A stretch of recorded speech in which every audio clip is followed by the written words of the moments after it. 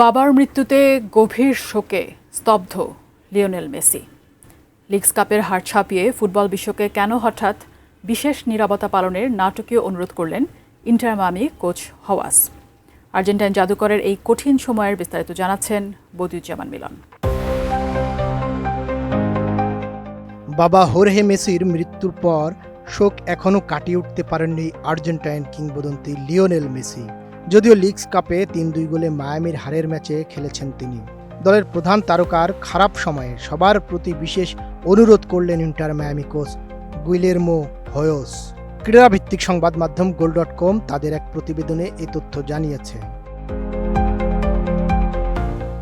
Miami coach বলেন, আমি বিশ্বাস করি সবকিছু ধীরে ধীরে হওয়া উচিত। খেলোয়াড়ের মাঝে এখনো গভীর যন্ত্রণা আছে, এটা রাতারাতি পাল্টে যাবে না। আর্জেন্টাইন কোচ তাই যোগ করেন, আমি মনে করি এই মুহূর্তে নীরবতাই সর্বোত্তম পথ।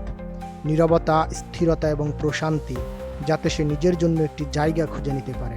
তার পাশে থাকা এবং তার সঙ্গে এই নীরবতা ভাগ করে নেওয়া আমাদের কর্তব্য। আমার কাছে নীরবতা অত্যন্ত গুরুত্বপূর্ণ একটি বিষয়। এটিই শেষ পর্যন্ত একজন মানুষকে সামনে এগিয়ে যাওয়ার পথ খুঁজে পেতে সাহায্য করে। সে সত্যি একজন চমৎকার মানুষ এবং তার একটি চমৎকার পরিবার রয়েছে। কোয়ালিটি সম্পন্ন আন্তর্জাতিক মানের still bar CSRM, committed for better still. এর আগে বাবার মৃত্যু সংবাদ পেয়েই দেশে ফিরে যান মেসি। আর্জেন্টাইন গণমাধ্যমের প্রতিবেদন অনুযায়ী মায়ামিতে ফেরার আগে একটি ব্যক্তিগত স্মরণ অনুষ্ঠানে ছিলেন তিনি।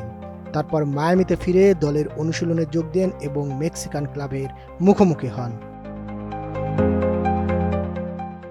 লিওনের বিপক্ষে ম্যাচের শুরুতে বেঞ্চে ছিলেন মেসি। দ্বিতীয়ার্ধের শুরুতে তাকে নামানো হয় এবং ৪৫ মিনিট খেলেন। মাঠে ঢোকার মুহূর্তে তার প্রতি শ্রদ্ধা জানান দর্শক সমর্থকরা। দলের প্রতি মেসির দায়িত্ববোধ নিয়ে হয়োস বলেছেন, তাকে যথার্থ মূল্যায়ন করার মতো কোনো শব্দ নেই। একজন মানুষ হিসেবে তার মূল্য বোঝানোর মতো ভাষা আমি খুঁজে পাই না। আমরা এখানে একজন ফুটবলার হিসেবে তার মূল্য নিয়ে কথা বলছি না, বরং বিশাল হৃদয়ের অধিকারী একজন চমৎকার মানুষ সম্পর্কে কথা বলছি। বদিউজ্জামান মিলন, ATN নিউজ।